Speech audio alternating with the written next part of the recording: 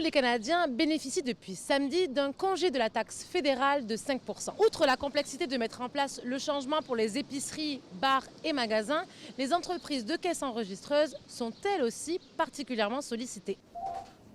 Bonjour.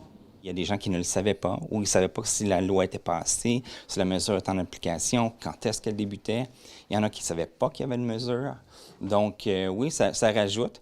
Et puis, c'est ça. Puis, il y a des gens qui sont à l'aise à faire les modifications eux-mêmes. Il y en a pour qui ils ont besoin de compagnies comme la nôtre pour pouvoir le faire. Si c'est une bonne nouvelle pour les consommateurs, pour les commerçants, cette mesure demeure encore aujourd'hui un casse-tête. On est dans la période des fêtes. C'est à quoi vous avez pensé? Pour moi, c'est du n'importe quoi. On est gouverné par ces gens-là.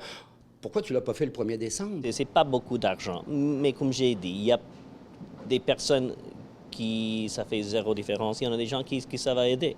Et si ça aide quelqu'un, ça va la peine. Si on s'est trompé, est-ce qu'il va falloir payer l'erreur de notre poche? Est-ce qu'il va y avoir des répercussions après? On a quand même remarqué qu'au moment qu'ils ont annoncé le congé de taxe, il y a eu un petit...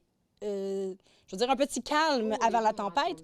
Donc, les gens ont entendu pour pouvoir avoir le rabais.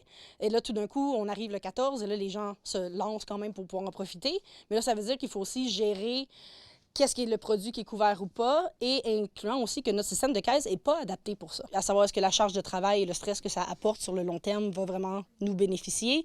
J'espère. Ça reste que c'est quand même beaucoup de stress que ça l'a rajouté. Mais ça représente un défi technologique et logistique très important parce qu'évidemment, la liste c'est quand même longue, mais le nombre de produits que ça représente, c'est des dizaines de milliers de produits qui sont touchés. C'est reconnu dans le monde du détail. Dans les 2 mois qui précèdent le temps des fêtes, on ne touche pas au système informatique parce qu'il y a trop d'opérations, trop de mouvements et trop de risques d'erreur. Et là, dans le fond, les détaillants ont eu à peine 3 semaines pour ceux qui étaient pleinement informés. On a 3 semaines pour arranger et s'arranger pour être adaptés. Ils le font de bonne guerre parce qu'on doit le faire. Bon, puis au final, c'est les citoyens qui ont un rabais. On ne veut pas leur priver de ce rabais-là.